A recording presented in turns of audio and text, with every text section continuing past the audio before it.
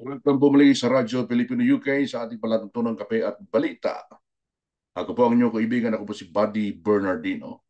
Naalala niyo ho ba mga ilang linggo na ang nakalilipas, no? Yung mga kongresista na alipores ni Ginoong Marcos dyan sa Kongreso, magkakasunod ho yung kanilang mga press conference. So, halos inaraw-araw nila yung pagpapapogi sa kamera. Ito'y kaugnay po naman dun sa kanilang sinasabi na parang may mga natuklasan na naman daw sila na mga bagong pangalan, oh, hindi pangkaraniwang pangalan na nakinabang sa umunoy intelligence fund at pondo ng Office of the Vice President, mga kaibigan.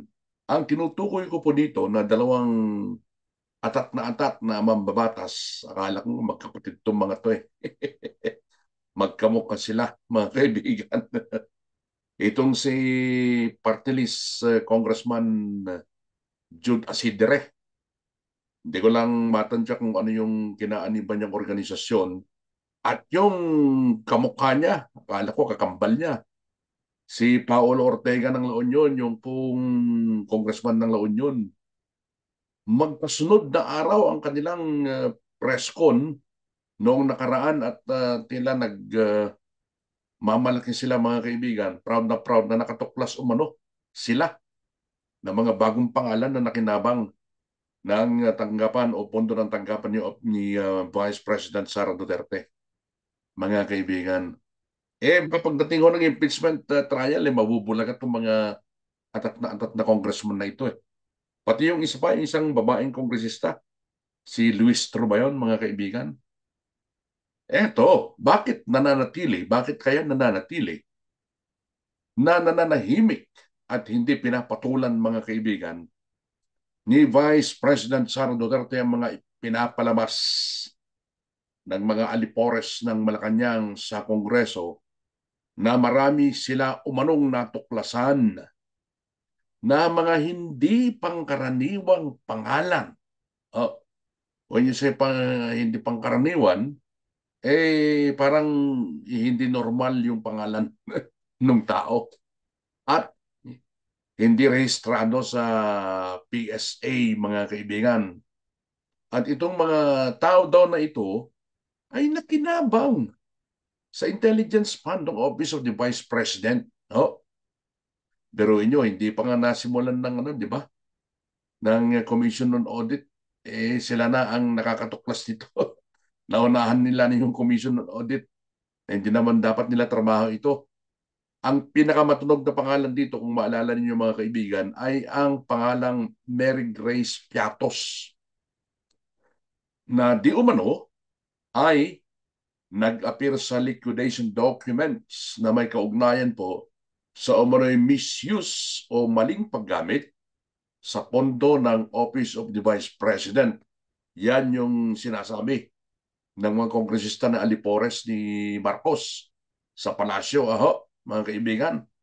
Alam nyo ba, mga kaibigan ko, na may mga itinatagong alas itong si VP Sara para bulagain ng mga kongresista na patuloy na nambabato ng putik sa ating Vice President, mga kaibigan, ano? Hindi na nila tinantanan. Magugunita nga po na katulad ng binabanggit ko kanina na nitong nakaraang mga linggo o mga buwan ay magkakasunod at halos araw-araw na nagpapatawag ng press conference diyan sa Kamara itong si Jude Asidre at si Paolo Ortega, mga kaibigan. No, sinabi nila na may mga bagong pangalan na kanilang natuklasan at umano'y tumanggap ng pera at nakinabang diyan po naman sa tanggapan ni Vice President Sara Duterte. Atat na atat sila, no? Sa pakiwani ko, mga kaibigan, sa edad kong ito, makikita at mararamdaman mo na hindi pa talaga masyadong hinog sa politika itong si Asidre at si Ortega, mga kaibigan, ano? Parang mas gusto nila yung nakikita lagi sa camera dahil mayat maya sila nagpapatawag ko ng press con eh. Anong ibig nilang sabihin? Pagka laging may press con, ba nagpapapogi sila. Pogi points, ika nga, pogi points, ay hindi naman. Kala nila, kala nila mananalo na sila, magtatagumpay na sila sa impeachment. Hindi muna mga boy. Mahilig sila sa press con at press release para maging bida. Ano ho? Heto na mga kaibigan.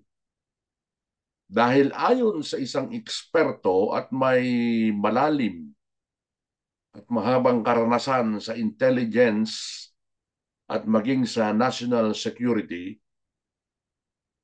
si VP Sara, mga kaibigan, sa mga hindi nakakaalam, ay itinalagang co-vice chairperson ng Task Force to End Local Communist Armed Conflict o yung tinatawag po na NTF-ELCAC. At itinalaga siya noong ika-11 ng Mayo 2023. Subalit, alam niyo naman na yung nangyari, no? Matapos ang mahigit isang taong paninilbihan, nagbitiw siya. Nagbitiw siya as co-vice chairperson ng NTF-ELCAC. Kasabay po naman ang ginawa niyang pagbibitiw bilang kalihim ng DepEd noong June 2024. So mahigit isang taon din niyang nahawakan po ang naturang posisyon, mga kaibigan. Ano? At siyempre, noong siya pa ang co-vice chairperson ng NTF-ELCAC, ay meron siyang babala. Nagbabala siya sa mga rebeldeng komunista na kailangan nilang tapusin ang isinusuling ng mga itong yung tinatawag po na protracted war laban po sa gobyerno na hanggang ngayon hindi naman tatagumpay matagal ng panahon. Ano? Anong kasunod nito, mga kaibigan? Siyempre, kapag ka ikaw ay nagpalabas ng babala sa mga organisasyon o mga individual na kalaban po ng gobyerno, mga kaibigan, at ikaw ay nasa posisyon, itong mga ito, mga teroristang komunista ito, mga ito Hindi na rebeldeng komunista itong mga to mga teroristang komunista. Kapag ka nagbigay ng babala ang isang opisyal katulad ni BP Sara, siyempre tiyak na merong pagbabanta sa kanyang buhay, mga kaibigan. Hindi maiaalis ho yan dahil terorista nga itong mga ito. Tapos babanaan ng Vice President, mga kaibigan, ng Pilipinas. Dahil sa mga pagbabantang ito, mga kaibigan, ito ang hindi alam ho ng marami, dahil sa mga pagbabantang ito ay allowed o pinapayagan ng batas o kaya ho ay justified ang pagkakaroon niya o ni BP Sara ng intelligence fund para masubaybayan, mamonitor at maaring supilin ang nagbabanta sa kanyang buhay. Sino bang unang-unang nagbabanta sa kanyang buhay? Itong mga kalaban ng gobyerno. Itong mga rebeldeng o hindi nang rebelde, komunistang terorista. Bukod po dyan sa pagsubaybay dyan sa mga kalaban ng gobyerno, ito namang isang issue ng umano'y kakatuklas ng mga alipores ni Marcos dyan sa Kongreso ng hindi mga pangkaraniwang pangalan. Mga walang record sa PSA na umano ay nakinabang sa pondo ng Office of the Vice President at pinagpipiestahan ng mga kongresista na alipores ni Marcos. Pero dahil dun sa sinabi po ng eksperto na binabanggit ko, kapag ikaw ay nasa intelligence community and an officer at that, mga kaibigan, ang pagkakaroon pala ng mga aliases o paggamit ng mga alias ay normal. Normal na kalakaran sa intelligence community. So ibig kong sabihin dito, baka itong mga binabanggit nilang to, natutuklasan nilang mga pangalan, ginamit lang na alias dahil normal naman pala at pinapayagan sa intelligence community.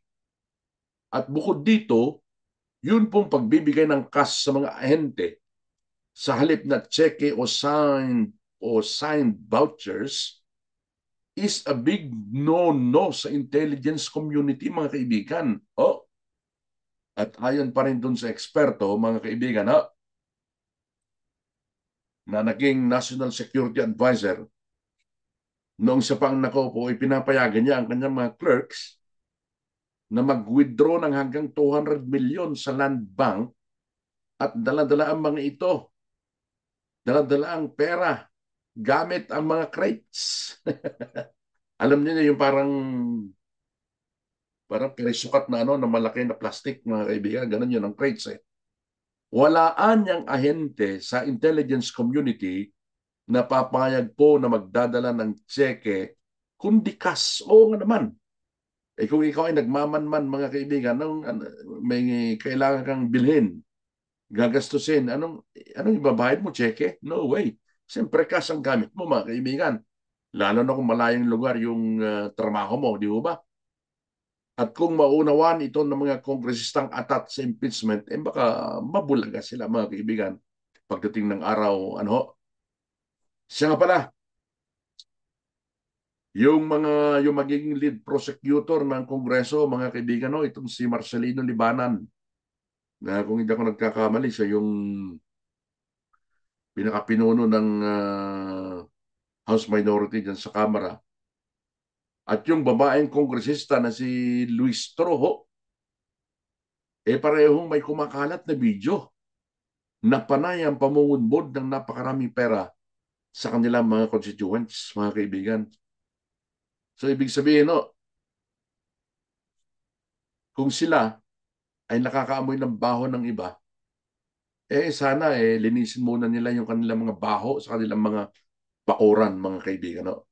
Yan lamang, mga kaibigan, at sa lahat po ng mga hindi pa po nakakapag-subscribe sa atin pong Radyo Pilipino UK channel, isang subscription lang, maligay na po tayo.